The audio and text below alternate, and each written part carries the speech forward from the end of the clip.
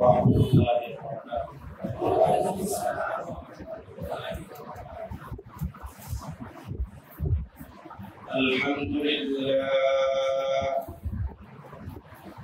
الحمد لله نحمده ونستعينه ونستغفره ونعوذ بالله من شرور أنفسنا ومن سيئات أعمالنا من يهده الله فلا مضل له ومن يضلل فلا هادي له ونشهد أن لا إله إلا الله وحده لا شريك له ونشهد أن محمدا عبده ورسوله أما بعد فقد قال الله سبحانه وتعالى في كلامه المجيد أعوذ بالله من الشيطان الرجيم بسم الله الرحمن الرحيم يا أيها الذين آمنوا كتب عليكم الصيام كما كتب على الذين من قبلكم لعلكم تتقون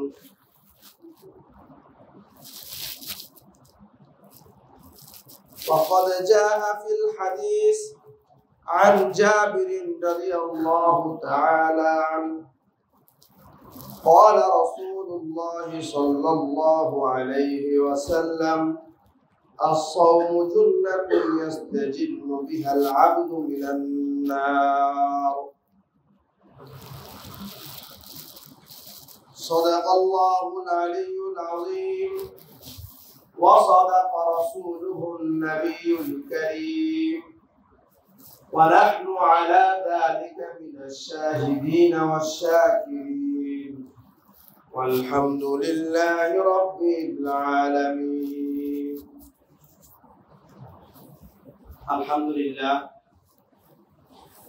আল্লাহ রাব্বুল আলামিনের দরবারে অসংখ্য অগণিত শুকরিয়া আদায় করছি যে মহান রব্বুল আলামিন আমাদেরকে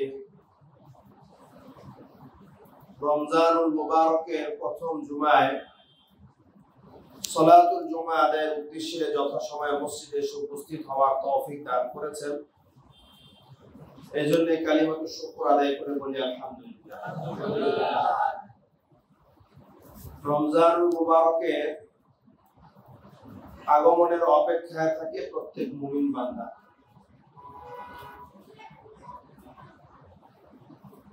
সেই অপেক্ষার পালা শেষ হয়েছে,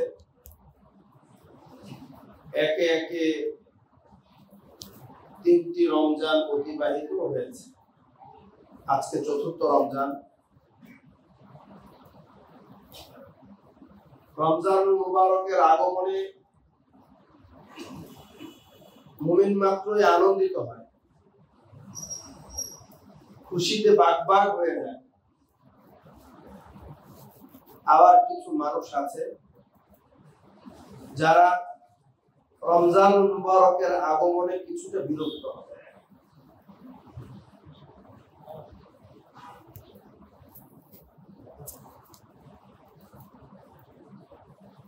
যারা ঈমানদার তাদের আনন্দের কোনো শেষ থাকে না। আমাদের পূর্বপুরুষ তারা যেভাবে রমজানুল মুবারককে আমলের মধ্য দিয়ে অতিবাহিত করতেন, তার দৃষ্টান্ত, তার উপমা খুবই বিরল। সালাফদের অন্যতম একজন হাসান ইবনে সালিহ রাহিমাহুল্লাহু তাআলা একজন আবেদ হিসাবে অত্যন্ত প্রসিদ্ধ ছিলেন। তিনি তার ভাই এবং তার মা রমজান মুবারকের একটি রাতকে 3 ভাগ করে এক এক ভাগে একজন আমল করতেন। এক ভাগে একজন, দ্বিতীয় ভাগে তিনি ঘুমিয়ে যেতেন, আরেকজন উঠতেন।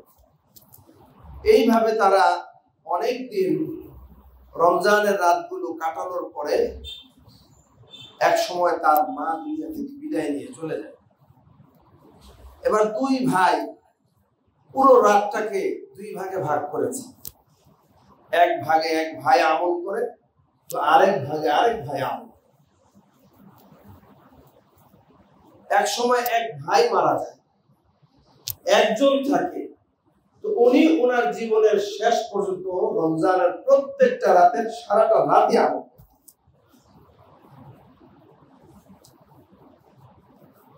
তারা রমজানের গুরুত্ব, রমজানের মাহাত্ম্য খুব গভীরভাবে উপলব্ধি করতে পেরেছিলেন। এজন্যে প্রতিটি মুহূর্তকে তারা জীবনের সুবর্ণ সুযোগ মনে করে নষ্ট যেন না হয়, সেই দিকটায় তারা খুব বেশি সজাগ ও সচেতন ছিলেন। শুধু তারা নয়, তাদের ঘরে যারা কাজকর্ম করত, দাস দাসী হিসেবে যারা বিভিন্ন কাজে সহযোগিতা করত, তাদেরও অবস্থা ছিল মুনিবের মতো। ওনার একজন দাসী ছিল, এক সময় এই দাসীকে তিনি বিক্রি করে দেন। এই দাসী নতুন যে ঘরে যায়, সেই ঘরে যাওয়ার পরে ঘুমের মধ্যেই সে চিৎকার করে বলা শুরু করলো, সালাত সালাত সালাত। তো ওই ঘরের যারা মুনিব ছিল, তারা লাফ দিয়ে জাগ্রত হয়ে তাকে জিজ্ঞাসা করলো, কি হয়েছে, ফজরের সময় হয়ে গেছে? সে বলে, না, ফজরের সময় হয়নি। তোমার তুমি এরকম চেঁচাচ্ছ কেন? রাত চলে যাচ্ছে, নামাজ পড়বে না? তো মুনি বলে, আমরা তো মনে করেছি ফজরের সময় হয়েছে, এই জন্য তুমি চেঁচাচ্ছ। এবার ওই দাসী বলে, সি, এই বাড়িতে তাহলে ফজরের নামাজ ছাড়া কোনো নামাজ হয় না? রাতের বেলা এই বাড়িতে রাতের বেলা ফজরের নামাজ ছাড়া কোনো নামাজ হয় না? সে দৌড়ে চলে গেছে তার আগের মুনিবের বাড়িতে, যে বলা শুরু করলো যে ওই বাসায় আমার থাকা সম্ভব না, আপনি আমাকে ওই বাসা থেকে উদ্ধার করুন। এই ছিল আমাদের পূর্বপুরুষ যারা, তাদের রমজান মুবারকের রাতকে আমলের মধ্যে কাটানোর দৃষ্টান্ত। শুধু তাদের না, বরং তাদের দাস দাসীদেরও আমলের দৃষ্টান্ত। অপরদিকে আরেকটা শ্রেণী আছে, যাদের কাছে রমজান মানে অত্যন্ত বোঝা, অপেক্ষায় থাকে কখন রমজান কেটে যাবে, রমজান শেষ হয়ে যাবে। কারণ যে সমাজের অধিকাংশ মানুষ বাহ্যিকভাবে সিয়াম সাধনায় রত থাকে, আর যা কিছু হোক ওই সমাজে যার কাছে রোজা ভালো লাগে না, সেও বাহ্যিকভাবে অপরাধ করতে পারে না, তার মনে যা চায় সে তা করতে পারে না। একটা ইতস্ততা বোধ তার মধ্যে কাজ করে। তো একদিকে সমাজের কারণে, পারিপার্শ্বিকতার কারণে তার মনে যা চায় সে তা করতে পারছে না, অপরদিকে তার নফস তাকে খারাপ কাজে প্রতিনিয়ত প্ররোচিত করছে, সেখানেও সে নিজেকে নিয়ন্ত্রণ করতে পারছে না। তো সে অপেক্ষায় থাকে কখন রমজান শেষ হবে।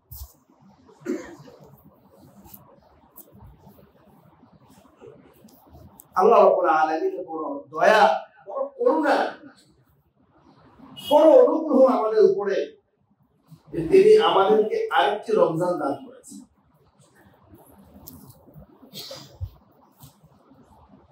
রমজানুল মুবারকের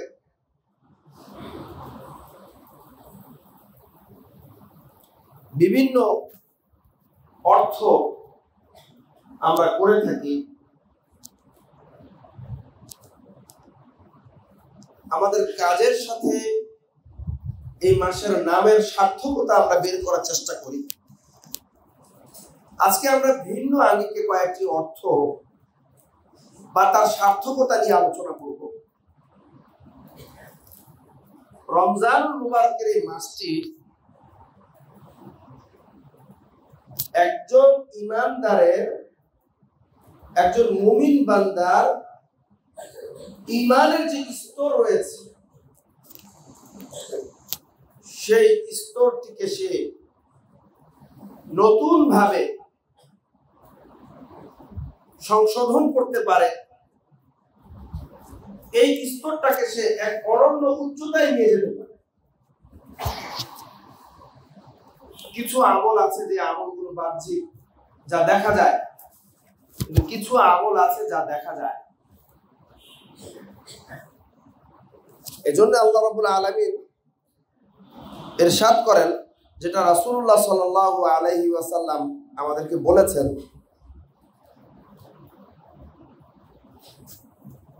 কুল্লু আমাল ইবনি আদম লাহু ইল্লা সাওম। বনি আদম যত আমল করে সব আমল তারই স্বার্থে সে করে থাকে, নিজের স্বার্থের জন্য সে করে থাকে। একমাত্র সিয়াম এর ব্যতিক্রম। এই সিয়াম সে শুধুমাত্র আমার জন্য করে, আর এই কারণে আমি নিজেই তার প্রতিদান। সুবহানাল্লাহ। বলছিলাম যে আমল দুই প্রকার। একটা হচ্ছে বাহ্যিক, যা মানুষকে দেখানো যায়। নামাজ, এটা গোপনে করা যায় না, এটা মানুষকে দেখিয়ে করতে হয়। আমি করতে গেলে মানুষ দেখে ফেলবে।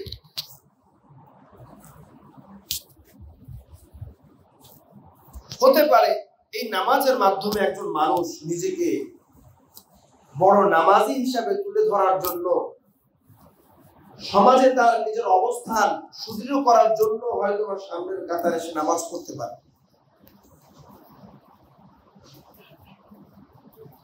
রমজান মাস নামাজ না পড়ে বাইরে অবস্থান করলে মানুষ খারাপ বলবে, এই জন্য সে নামাজ পড়তে পারে। কিন্তু এই নামাজে আসার জন্য যে পবিত্রতার প্রয়োজন, সেই পবিত্রতা কি কেউ দেখে? একজন মানুষ কি চাইলে ওযু ছাড়া নামাজ পড়তে পারে না? কেউ বুঝতে পারবে? একজনের গোসল ফরজ হয়েছে, সে চাইলে গোসল না করে নামাজ পড়তে পারে কি? মানুষ জানতেও পারবে না আদতে তার গোসল ফরজ হয়েছে কি হয়নি। কিন্তু বলেন তো, কোন নামাজি কি এমন আছে যে ইচ্ছাকৃত ভাবে ওযু ছাড়া নামাজ পড়ে, ইচ্ছাকৃত ভাবে গোসল ছাড়া নামাজ পড়ে? নামাজ যেমনই হোক না কেন, এই ওযু এবং গোসল হচ্ছে গোপন আমল। এটা কোনো মানুষ দেখতে পায় না, মানুষকে বলারও কিছু নাই। তাহলে মানুষ করে কেন?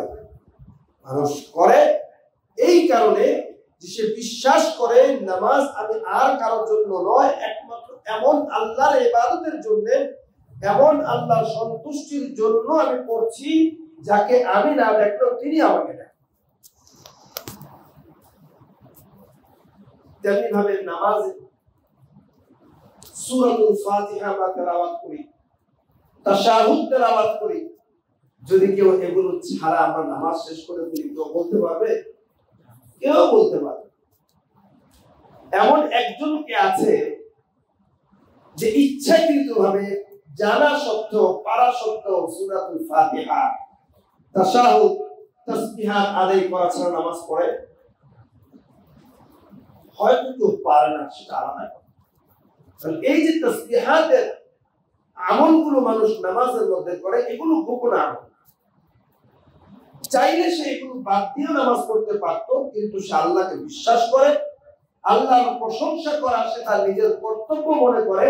এই কারণে সে নামাজের মধ্যে সুযোগ পেলেই এই আমলগুলো করে। এমনি ভাবে হজ, এটা একটা বাহ্যিক আমল। বিশেষ প্রস্তুতির মাধ্যমে হজে যেতে হয়, সমাজের মানুষ জানে। অনেকে তো বিশেষ আয়োজন করে তারপরে সকলের কাছ থেকে দোয়া নিয়ে বিদায় নিয়ে তারপরে যায়। এই হজের মধ্যে এমন কিছু আমল আছে যে আমলগুলো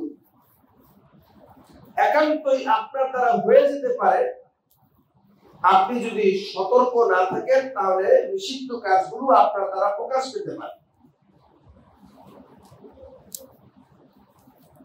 সেগুলো প্রকাশ হলো কি হলো না দেশের মানুষ কেউ জানতে পারবে না, কিন্তু তারপরেও প্রত্যেকটা হাজি যেগুলো আল্লাহ সুবহানাহু ওয়া তাআলা নিষেধ করেছেন তার সবগুলোই সে পুঙ্খানুপুঙ্খভাবে বেঁচে থাকার চেষ্টা করে।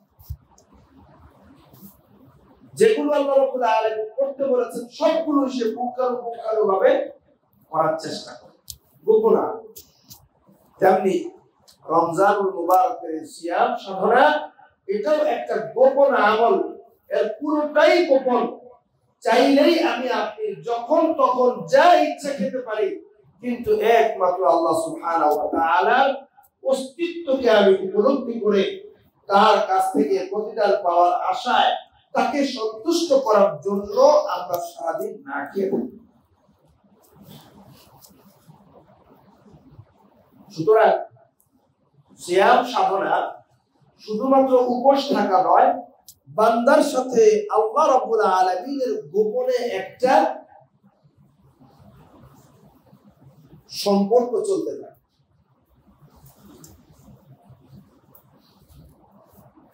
রমজানুল মুবারকের দ্বিতীয় আরেকটি সার্থকতা হচ্ছে এই রমজান মানুষকে আখিরাতমুখী করে।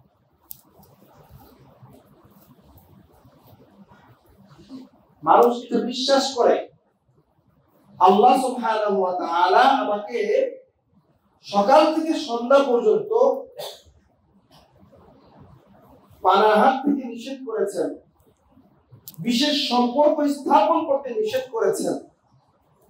বিনিময়ে আল্লাহ সুবহানাহু ওয়া তাআলা আমাকে আখিরাতে অফুরন্ত পানাহার করার সুযোগ দিবেন,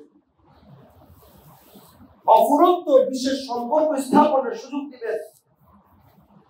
তো মানুষ আল্লাহ রাব্বুল আলামিনের কাছ থেকে আখিরাতে পাওয়ার আশায় জাগতিক জীবনে হাজারো ইচ্ছা সত্ত্বেও সে পানাহার থেকে বিশেষ সম্পর্ক স্থাপন করা থেকে বিরত থাকে। হাদিসের মধ্যে আসছে রাসূলুল্লাহ সাল্লাল্লাহু আলাইহি ওয়াসাল্লাম ইরশাদ করেছেন, যে ব্যক্তি শরাব পান করবে আল্লাহ রাব্বুল আলামিন জান্নাতের শরাব তাকে পান করতে দিবেন না যদি সে তওবা না করে। যে ব্যক্তি রেশমি কাপড় পরিধান করে আল্লাহ রাব্বুল আলামিন জান্নাতে তাকে রেশমি পোশাক পরিধান করতে দিবেন না। তাহলে বোঝা গেল আখিরাতে যদি আমরা শরাব পান করতে চাই, আখিরাতে যদি আমরা রেশমি পোশাক পরতে চাই, তাহলে দুনিয়াতে আমাদেরকে এই নিষিদ্ধ জিনিসগুলো পরিধান করা থেকে বিরত থাকতে হবে। তো আমরা তাই করছি, আমরা পুরুষরা রেশমি পোশাক পরি না, আমরা মুসলমানরা শরাব মদ পান করি না। এটা খুব আনন্দের সাথে আমরা বলতে পারি, আস্থার সাথে বলতে পারি, মুসলমানদের সামনে মদ শব্দটা শোনা মাত্রই তার অন্তরে একটা ঘৃণা সৃষ্টি হয়, ঘৃণার উদ্বেগ হয় কিনা?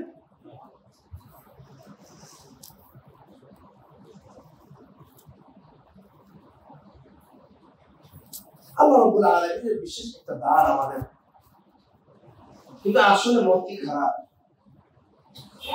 কুরআনুল কারীমের মধ্যে আল্লাহ রাব্বুল আলামিন শরাব হারাম করার আগে তিনি বলেছেন যে, ও আমার বান্দারা, তোমরা যারা মদ পান করছো এটার মধ্যে উপকারিতাও আছে, ক্ষতিও আছে। যেহেতু এটা একটা ভালো জিনিস থেকে তৈরি করা হয়, তো ভালো জিনিসের উপকারিতা তার মধ্যে থাকবে, এটাই স্বাভাবিক। এবং এইটা যে সারা পৃথিবীর মানুষের কাছে কামনীয় বস্তু, এটা তো আমরা মুসলমানদের জগতের বাইরে থেকে তাকাইলেই বুঝতে পারি যে মানুষ কি পরিমাণ মদে আসক্ত। স্বাভাবিকভাবেই এটা মানুষের খুবই আকাঙ্ক্ষিত একটি বস্তু, এবং যে জিনিস থেকে তৈরি করা হয় সেই জিনিসের উপকারিতাও তার মধ্যে আছে, যেটাকে আল্লাহ রাব্বুল আলামিন অস্বীকার করেন না, কিন্তু তিনি আমাদের জন্য নিষিদ্ধ করেছেন ভিন্ন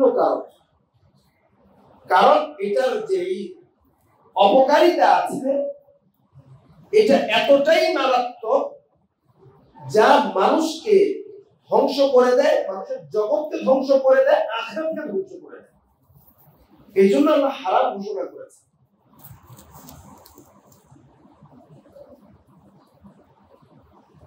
স্বভাবজাত কামনীয় বস্তু আল্লাহ রাব্বুল আলামিন দুনিয়াতে নিষিদ্ধ করেছেন ঠিক, কিন্তু আখিরাতে আমাদের জন্য আল্লাহ রাব্বুল আলামিন এই কামনীয় বস্তুটা বিভিন্ন ভাবে উপস্থাপন করবেন, আমাদেরকে এটা পান করতে দিবেন। এটা কোরআন কারিমে বিভিন্ন জায়গায় আছে। বলার উদ্দেশ্য হচ্ছে শরাব বস্তুটা দুনিয়াতে নিষিদ্ধ হলেও আখিরাতে বৈধ।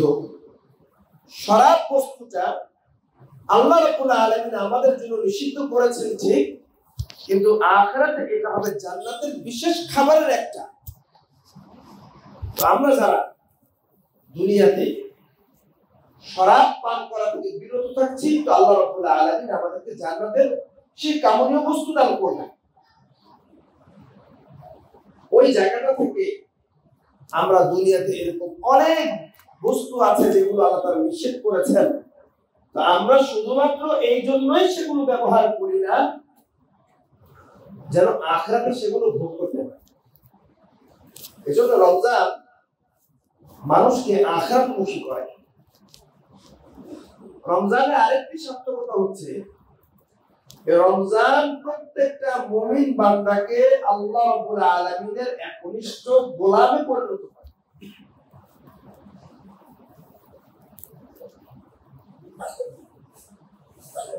সকাল থেকে সন্ধ্যা পর্যন্ত পানাহার থেকে বিশেষ সম্পর্ক স্থাপন থেকে বিরত থাকার নাম সিয়াম। কখন আমাকে খাবার বন্ধ করতে হবে এবং কখন আমাকে খেতে হবে সেই টাইম লাইনটাও দেওয়া আছে। কোন রোজাদার কি ইচ্ছাকৃতভাবে কখনো সুবহে সাদিকের পরেও খেয়েছে? ইফতারের সময়ের আগেও কি ইফতার গ্রহণ করেছে?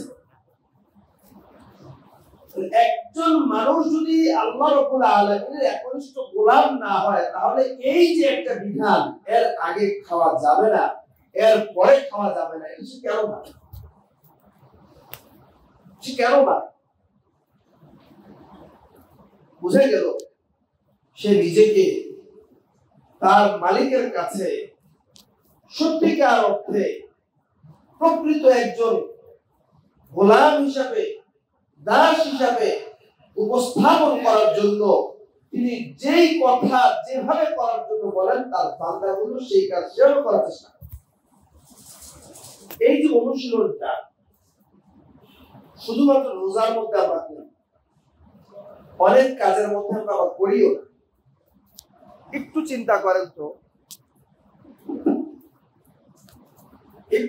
করেন তো, এই অভ্যাসটা যদি আমরা আমাদের দৈনন্দিন সকল কাজের মধ্যে নিয়ে আসতে পারি, নামাজের মধ্যে, যাকাতের মধ্যে, হজের মধ্যে, উঠা বসা চলাফেরা সবকিছুর মধ্যে, আয় উপার্জনের মধ্যে, একজনের সাথে আরেকজনের সম্পর্ক মূল্যায়নের ক্ষেত্রে যদি আমরা আল্লাহ রাব্বুল আলামিনের এই নির্দেশনাটা, তার দিক নির্দেশনাগুলো মেনে চলার জন্য প্রস্তুত হতে পারি, তাহলে আমরা কতটা সফল বান্দা হিসেবে আল্লাহর সাথে সাক্ষাৎ করব। আপনারা জানেন বিভিন্ন সময় বিভিন্ন রাষ্ট্র প্রতিষ্ঠান তাদের প্রতিনিধি এক জায়গা থেকে আরেক জায়গায় পাঠিয়ে দেয়।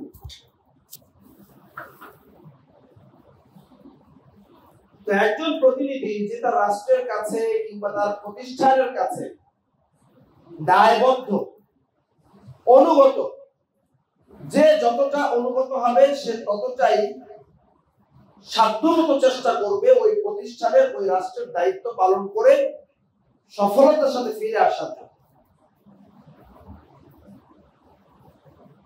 আল্লাহ রাব্বুল আলামিনের পক্ষ থেকে আমরা দুনিয়াতে এসেছি, দুনিয়াতে আমরা আছি, এখান থেকে আবার চলে যাব।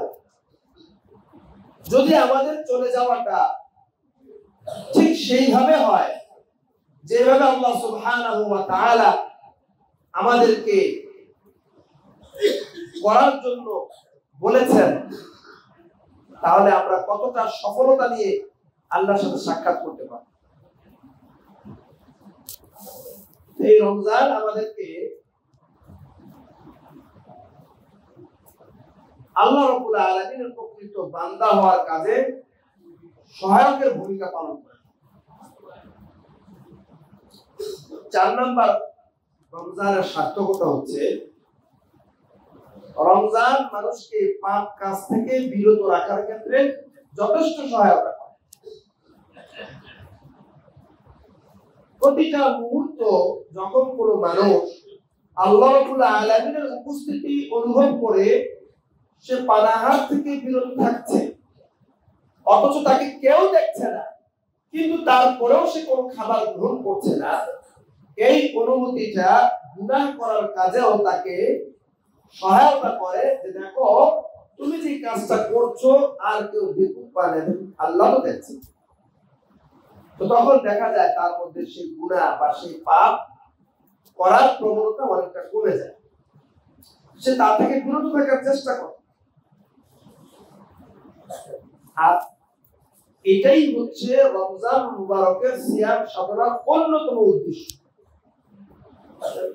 বান্দাকে আল্লাহর সাথে সম্পৃক্ত করা, ইবাদত করার ক্ষেত্রে গুনাহের কাজ থেকে বিরত থাকার ক্ষেত্রেও কোন অবস্থায় একজন পথ ভুলা, আল্লাহ ভুলা মানুষকে আল্লাহর সাথে সম্পর্ক জুড়ে দেওয়াই হচ্ছে রমজান মুবারকের সিয়াম সাধনার অন্যতম উদ্দেশ্য।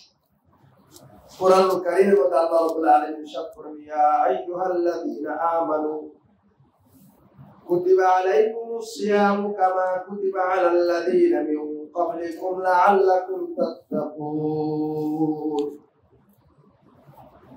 হে ঈমানদারগণ, আল্লাহ রাব্বুল আলামিন তোমাদের উপরে রোজা ফরজ করেছেন, যেমনি ভাবে পূর্ববর্তী উম্মতদের উপরে তোমাদের উপর রোজা ফরজ করা হয়েছিল। উদ্দেশ্য হচ্ছে যেন তোমরা তাকওয়া অবলম্বন করতে পারো। তাকওয়া অবলম্বন করা, আমি যেটা গত সপ্তাহে বলেছি, শুনতে মনে হয় একটা ছোট্ট কাজ, কিন্তু এই কাজটা যদি আমি আপনি আমার মধ্যে ধারণ করতে পারি তাহলে আমার দুনিয়ার জীবন সফল, আখিরাতের জীবনও সফল। অনেকেই মনে করেন দুনিয়ার জীবন সফল হবে কিভাবে। একটা ছোট্ট উদাহরণ গল্পের মাধ্যমে আপনাদেরকে দেই। আমরা একটা সুন্দর সমাজ চাই, তাই না? যে সমাজে কোনো অপরাধ থাকবে না, যে সমাজে কোনো জুলুম নির্যাতন থাকবে না, যে সমাজে কোনো সম্পদ লুণ্ঠন থাকবে না। এরকম একটা সমাজ কিন্তু আমরা সবাই চাই। রমজান মুবারকের মাধ্যমে এই ধরনের সমাজ প্রতিষ্ঠা করা সম্ভব।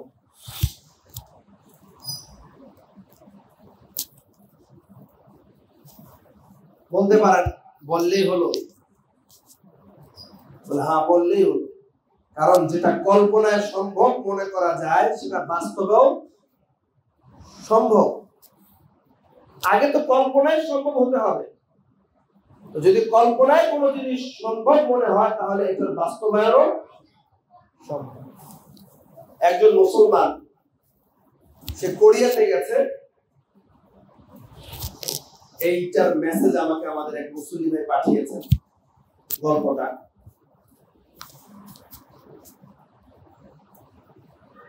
কোরিয়াতে যাওয়ার পরে সেখানকার মানুষের সাথে তার যখন সম্পর্ক হয়, তো একদিন তার কোরিয়ান এক বন্ধু তাকে দুপুরবেলা লাঞ্চের জন্য ইনভাইট করে। তো সে মুসলমান বলে, না আমি খাবার খাবো না, আমি রোজাদার। বলে রোজা মানে, তিনি বলেন রোজা মানে হচ্ছে সকাল থেকে সন্ধ্যা পর্যন্ত না খেয়ে থাকে। তো বলে তুমি আমার সাথে একা একা খাবে, কে আর দেখবে? বলে না, আল্লাহ তো দেখবে। তখন ওই কোরিয়ান বন্ধু বলছে তোমরা আল্লাহকে দেখো না, অথচ আল্লাহর অস্তিত্ব বিশ্বাস করে তিনি তোমাকে দেখছেন এই কথা মনে করে সারাদিন খাওয়া দাওয়া থেকে বিরত থাকো। তাহলে তো তোমাদের দেশে কোনো ধরনের চুরি নাই, তোমাদের দেশে কোনো ধরনের দুর্নীতি নাই, তোমাদের দেশে কোনো জুলুম নাই। কারণ যেহেতু তোমাদের অধিকাংশ মানুষ মুসলমান, সবাই রোজা রাখে, আর যারা আল্লাহর অস্তিত্ব উপলব্ধি করে সারাদিন আল্লাহ দেখছেন বলে খাওয়া থেকে বিরত থাকে, তারা তো অন্তত জুলুম, নির্যাতন, অপরাধ, দুর্নীতি, ঘুষ, সুদ এগুলো তো গ্রহণ করতে পারে না বা করতে পারে। মুসলমান বন্ধু তখন আর কথা বলে নাই, কারণ আসলে এর জবাবে আমাদের দেশের কোন চিত্র তার কাছে বলার মতো। আচ্ছা বলেন তো, এই যে সুন্দর একটা সমাজের স্বপ্ন আমরা দেখি, এই সমাজের ধারণাটা এটা বাস্তবায়ন করার যে মূল প্রক্রিয়াটা যেখান থেকে নেওয়ার সুযোগ আছে, সেটা মূলত কি? তাকওয়া। আল্লাহ আমাকে দেখছেন, এজন্য এই কাজ করা যাবে না। আল্লাহ আমাকে দেখছেন, এই কাজ থেকে বিরত থাকা যাবে না। এই একটা বিশ্বাস, এই একটা শক্তি একটা সমাজকে দুর্নীতি মুক্ত, সুদ মুক্ত, ঘুষ মুক্ত, অপরাধ মুক্ত করতে পারে। এটা কি ওই কোরিয়ান বন্ধু দ্বারা বুঝে আসছে কি আসে নাই? বলেন না। সে তো এটাই বিশ্বাস করছিল যে এই সমাজে কোনো অপরাধ নাই। আমি এই জন্য বলছি, যেটা কল্পনা করা সম্ভব, চাইলে সেটা বাস্তবায়ন করা সম্ভব। আজকে আমরা যদি দুর্নীতি মুক্ত, সুদ মুক্ত, ঘুষ মুক্ত, অপরাধ মুক্ত একটি সমাজ নির্মাণ করতে চাই, তাহলে তাকওয়া ভিত্তিক সমাজ গড়ার বিকল্প নাই। আজকে আমাদের এই বাংলাদেশের মানুষ যতটা ভালো আছে,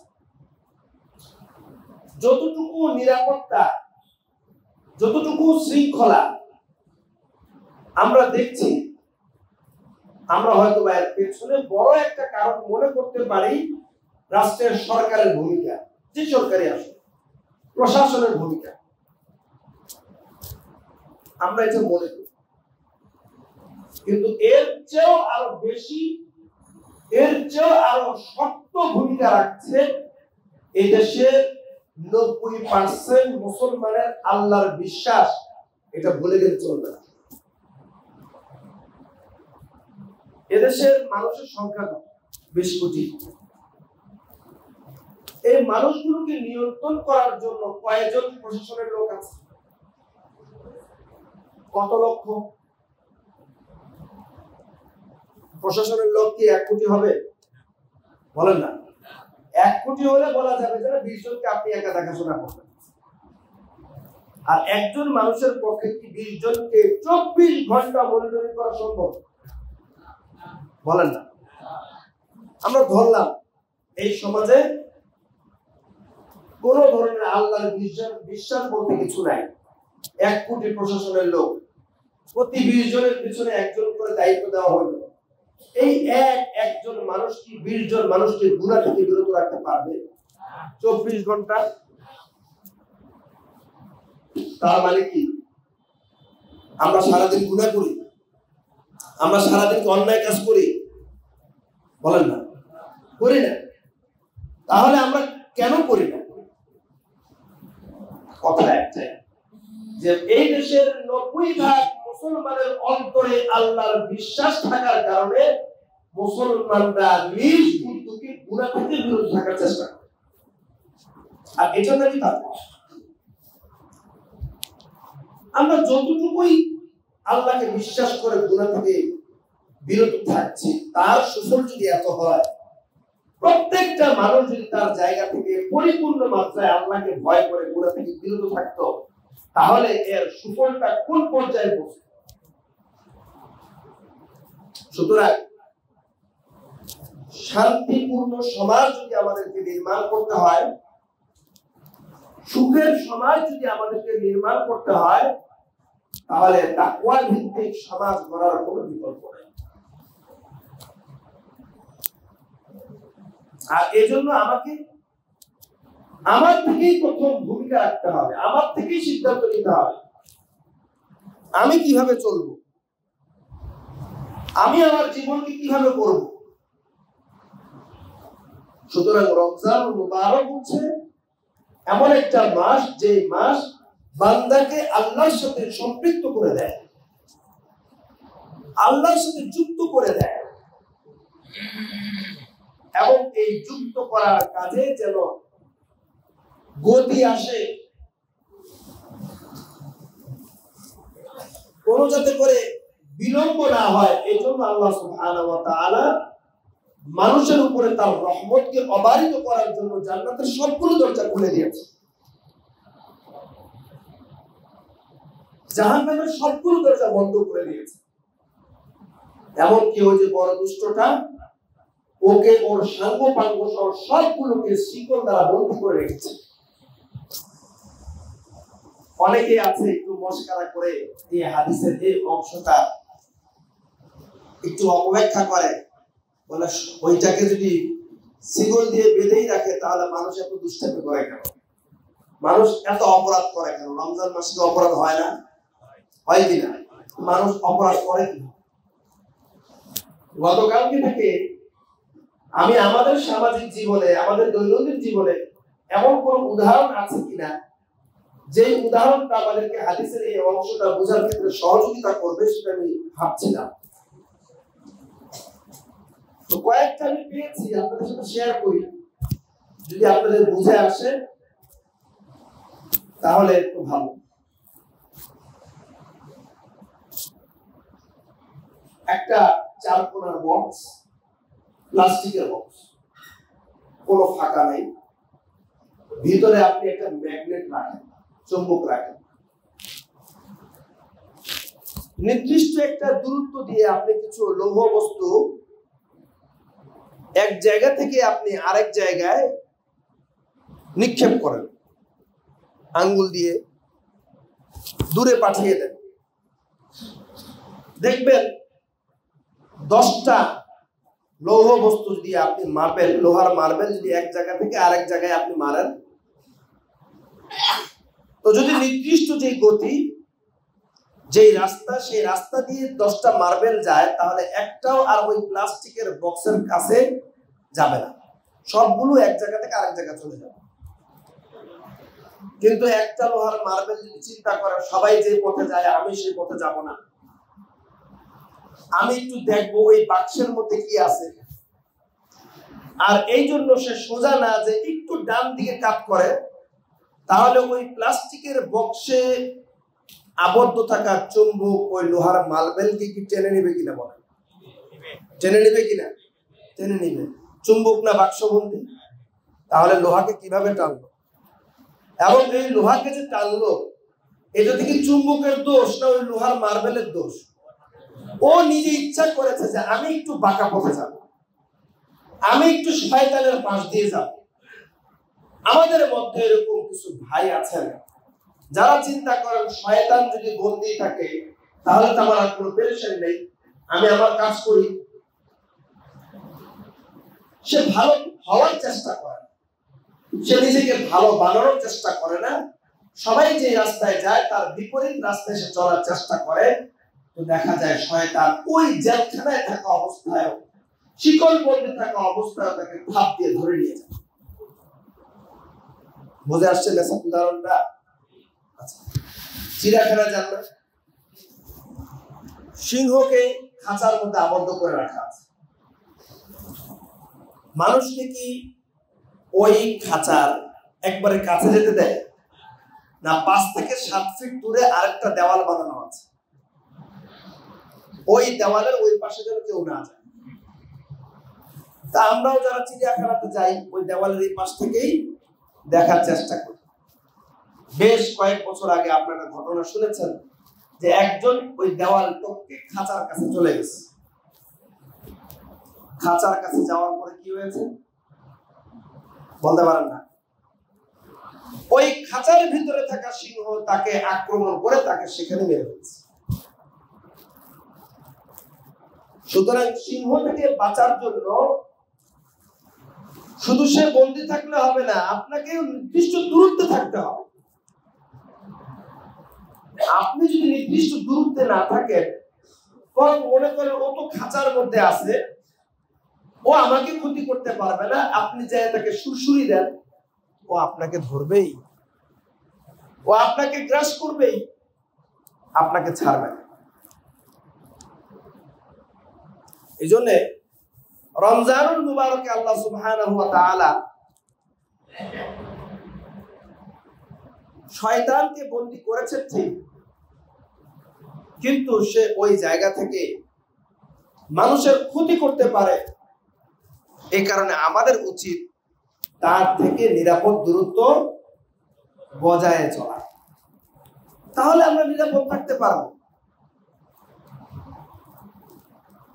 অনেক সময় দেখা যায় পাগলকে বন্দী করে রাখা হয়।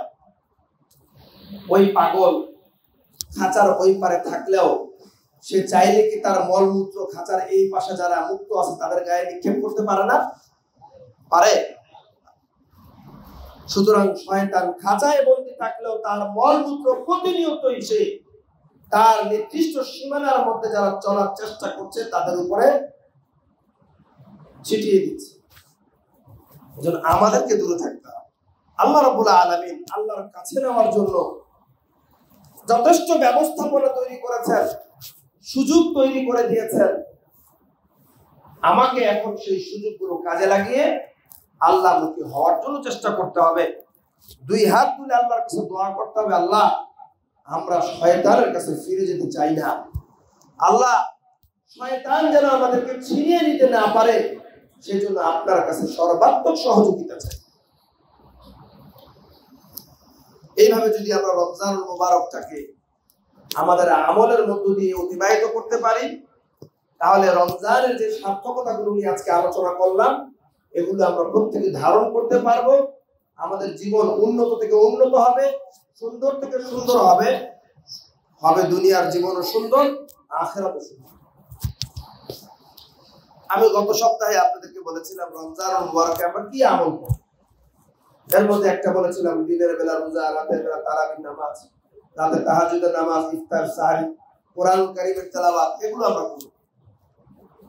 আরেকটি বিশেষ আমল হচ্ছে আমাদের গরিব আত্মীয় স্বজন, আমাদের পার্শ্ববর্তী অসহায় প্রতিবেশী যারা, তাদের আমরা বেশি থেকে বেশি খোঁজ খবর নিয়ে তাদের পাশে দাঁড়ানোর চেষ্টা করব। রমজান মুবারকের এই মাস হচ্ছে সহমর্মিতা প্রদানের মাস। আমরা বেশি থেকে বেশি তাদের খোঁজ খবর নেওয়ার চেষ্টা করব। ইফতারির ব্যবস্থা আছে কি নাই খোঁজ খবর নিব, না থাকলে কিছু টাকা পাঠানোর ব্যবস্থা করব। এখন তো টাকা পাঠানো খুবই সহজ। আমার প্রতিবেশী ইফতারি খাচ্ছে কিনা, না থাকলে তাকে ইফতারি কাজে আমি যেন সহায়তা করতে পারি, সেজন্য আমার ভূমিকা আমি পালন করার চেষ্টা করব। ইফতারের ফজিলত সম্পর্কে, ইফতার করানোর ফজিলত সম্পর্কে আপনারা জানেন, আমাদের মসজিদেও আলোচনা হয়েছে। এই প্রতিষ্ঠান থেকে প্রতিদিন 400 মানুষের ইফতারের আয়োজন হয়। মাদ্রাসায় মসজিদের মুসল্লি এবং ছাত্র মিলে 250 জন, এবং আমরা মাদ্রাসার বাইরে 150 মানুষের ইফতারের আয়োজন করে থাকি। প্রতিদিন আপনারা আসর পরে দেখবেন এলাকার কিছু মানুষ তারা আলহামদুলিল্লাহ আমাদের কাছ থেকে ইফতারি নিয়ে যায়, এবং ইফতারের যে আইটেমগুলো খুবই মানসম্মত। উদ্দেশ্য হচ্ছে মানুষকে শুধুমাত্র নামে মাত্র ইফতার দেওয়া না, বরং ইফতারটা খেয়ে যেন সে তৃপ্ত হয়।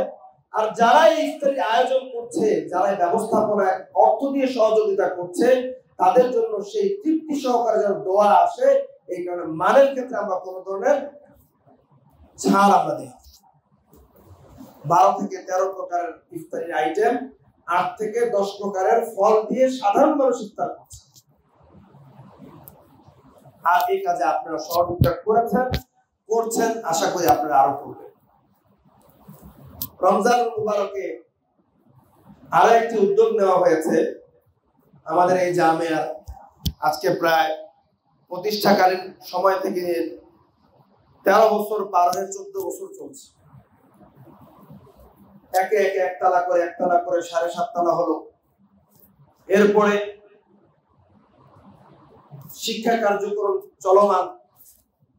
এই প্রতিষ্ঠানের নানান আয়োজন সম্পন্ন করতে যে এর বাইরের যে অংশ সেখানে কোনো দৃষ্টি দেওয়া যায়নি, যার কারণে প্রায় 13 বছর যাবৎ এই বিল্ডিংটা রং ছাড়াই পড়ে আছে।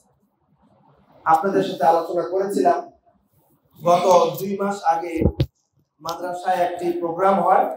সেই প্রোগ্রামে আমরা এই প্রয়োজনের কথা আলোচনা করে সকলের কাছে দোয়া চেয়েছিলাম। আল্লাহ রাব্বুল আলামিন 2 জন ব্যক্তির মাধ্যমে পুরো বিল্ডিং এর রঙের ব্যবস্থা করে দিয়েছে। আলহামদুলিল্লাহ, রঙের কাজ চলছে। এই রঙের কাজ করতে যে বড় একটা বিষয় সামনে এসেছে, তা হচ্ছে মসজিদের সামনের যে গেট, এই গেটটা অসম্পূর্ণ।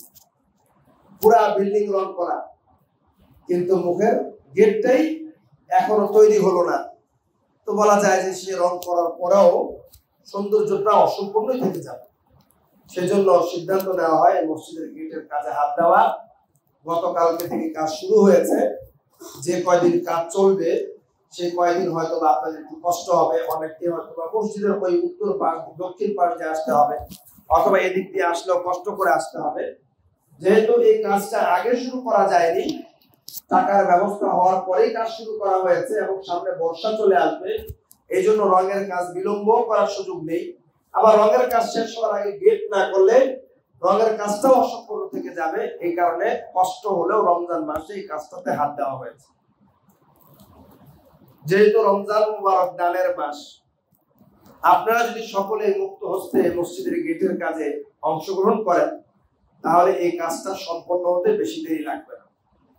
এতদিন কেন করা হয় নাই? এতদিন করা হয় নাই টাকার অভাবে। এই গেটটা সম্পন্ন করার ক্ষেত্রে প্রায় 2.5 থেকে 3 লক্ষ টাকা লাগবে। আমরা আশা করব আপনারা সকলেই প্রাণ খুলে দোয়া করবেন যেন আল্লাহ রাব্বুল আলামিন এই প্রয়োজনটা পুরো করে দেন।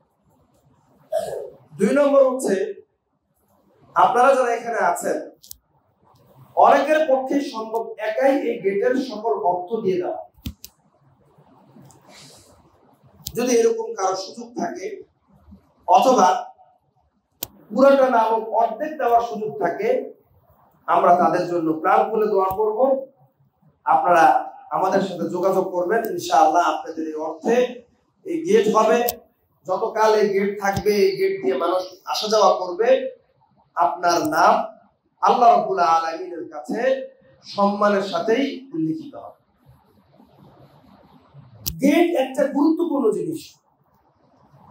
আল্লাহ রাব্বুল আলামিন রোজাদারদের সম্মানের জন্য জান্নাতেও একটা বিশেষ দরজা নির্মাণ করেছেন, যার নাম হচ্ছে রায়্যান।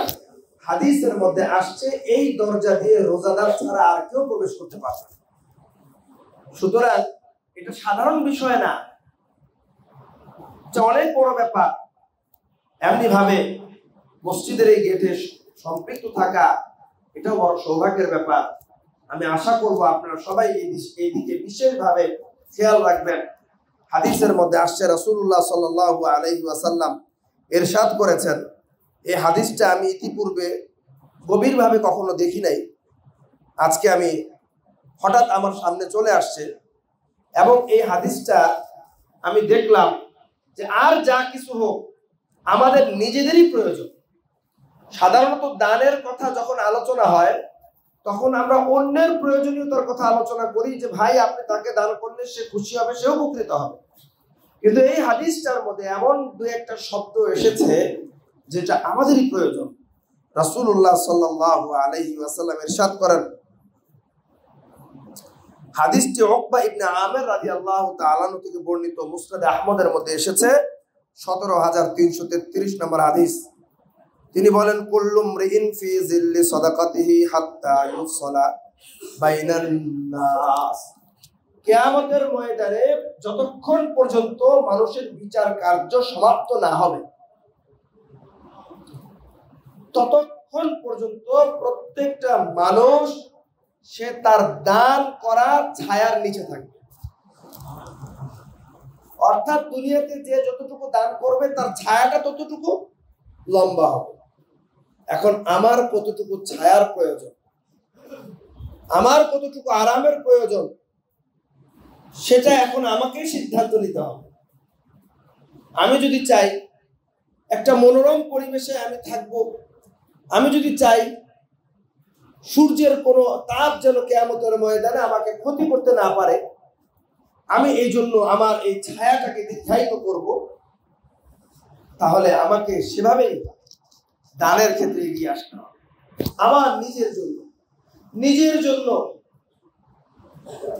এই ভূমিকাটা রাখতেই হবে, কার্পণ্য করার কোনো সুযোগ নাই। আরেক হাদিসের মধ্যে আসছে, রাসূলুল্লাহ সাল্লাল্লাহু আলাইহি ওয়াসাল্লাম ইরশাদ করেন,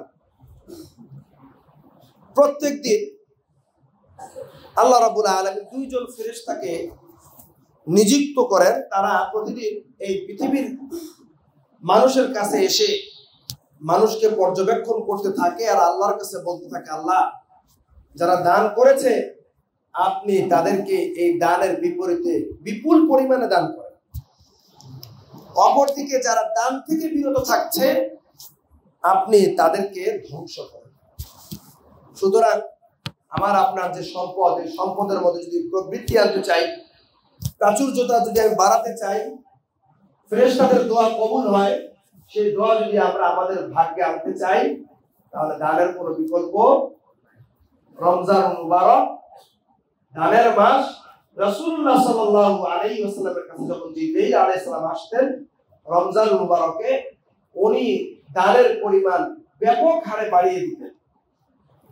সুতরাং এই রমজান মাসে দানের ক্ষেত্রে যেন আমরা কেউ পিছিয়ে না থাকি, অন্যদের চেয়ে যেন আমি সবার আগে থাকতে পারি, আমার প্রতিবেশী, আমার আত্মীয় স্বজনদেরকে যেন আমি অন্যদের চেয়ে বেশি সহযোগিতা করতে পারি, এই বিষয়ে একটা প্রতিযোগিতা আজকে থেকে যদি আমরা শুরু করি, তাহলে এই প্রতিযোগিতায় আমরা কাজ করার সময় পাবো 27 দিন। কতদিন? 27 দিন। একটা মানুষ প্রতিদিন যদি একটা নির্দিষ্ট পরিমাণে কাজ করার সিদ্ধান্ত নেয় আর একাধারে 27 দিন করার সুযোগ পায়, তাহলে তার কি পরিমাণ কাজের অগ্রগতি হবে। আর একই পরিমাণ কাজ যদি সে 3 দিন করার সুযোগ পায়, তাহলে সে কি পরিমাণ পিছিয়ে থাকে। আমি আমার কথা বলি, আপনাদের সেবায় আছি, খেদমতে আছি, কত টাকাই বা উপার্জন করি, আমার চেয়ে এখানে যারা আছে সবাই বেশি উপার্জন করে। আমি সিদ্ধান্ত নিয়েছি, কোরআন কারীমের মধ্যে আসছে দানের কথা প্রকাশ্য বলাও এটা উত্তম। আমার পরিমাণটা কম, এই জন্য বলতে অসুবিধা নাই, বেশি হলে হয়তো লুকানোর চেষ্টা করতাম। আমি প্রতিদিন তারাবির নামাজে নিয়ত করেছি 100 টাকা করে দান, এবং আলহামদুলিল্লাহ বিগত 4 দিন আমি 100 টাকা করে 400 টাকা দান করছি। মাসে আর 26টা তারাবি হলে আরো যদি 100 করে দান করি কত হবে? 2600 টাকা। মাস শেষে মাত্র কত টাকা দান করলাম? 3000। আমার আপনার সারা বছরের উপার্জনের হিসাব করলে 3000 টাকায় কোনো ব্যাপার? বলেন না ব্যাপার। কিন্তু যদি আবার প্রতিদিন যে লোকটা দান বাক্সে 1 টাকাও দেয় না, অথবা যে প্রতিদিন বের করে সবচেয়ে ছোট নোটটা দেওয়ার চেষ্টা করে, যে 2 টাকা দেওয়ার চেষ্টা করে, তার তুলনায় আমার দানের পরিমাণটা কত? আমি একজন যদি সাধারণ মানুষ ইমামতির দায়িত্ব পালন করি, আপনারা যে সহযোগিতা কোন প্রতিষ্ঠানে করেন সেখান থেকেই আমাকে সম্মানী দেওয়া হয়, সেখান থেকে যদি আমি 100 টাকা করে প্রত্যেকদিন দেওয়ার ইচ্ছা করতে পারি, আপনারা পারবেন না? বলেন না, আপনারা পারবেন না? কারণ কি? মাস শেষে মাত্র 3000 টাকা। এজন্য নানান কৌশল অবলম্বন করে আপনারা দান করার চেষ্টা করবেন। আমি আরো নিয়ত করেছি, আমার চেয়ে মনে হয় আপনারা আরো অনেক বড় বড় নিয়ত করেছেন। আল্লাহ রাব্বুল আলামিন সকলের নিয়তকে, সকলের এই ইচ্ছাকে পরিপূর্ণ মাত্রায় উত্তম বিনিময়ে তারা সম্মানিত করুন। সকলে বলে আমিন। আমরা সকলেই এই কাজে পিছিয়ে থাকবো না, এই কাজে পিছিয়ে থাকার কোনো সুযোগ নেই, বরঞ্চ আপনি সিদ্ধান্ত নেন প্রত্যেক দিন 1000 টাকার সমপরিমাণ দান করবেন। অসম্ভব কিছু না। এখানে অনেকেই আছেন 1 লক্ষ টাকা উপার্জন করেন মাসে, অনেকেই আছেন এখানে প্রত্যেকেই 2 লক্ষ টাকা মাসে উপার্জন করেন।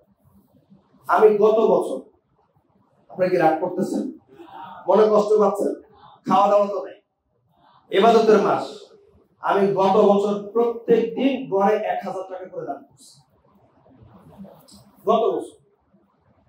এই বছর আমি শুধু মসজিদেরটা বললাম, এটা ইচ্ছা করলে সব। ভাই 30,000 টাকা দান করা বহুত কিছু না, এই জন্যই আমি বলতেছি 30,000 টাকা দান করা বহুত কিছু না, কিন্তু আমি করেছি আলহামদুলিল্লাহ, আল্লাহ আমাকে সুযোগ দিয়েছেন। এটা আমার সামর্থ্য ছিল না, আমি ঋণ করে দান করছি।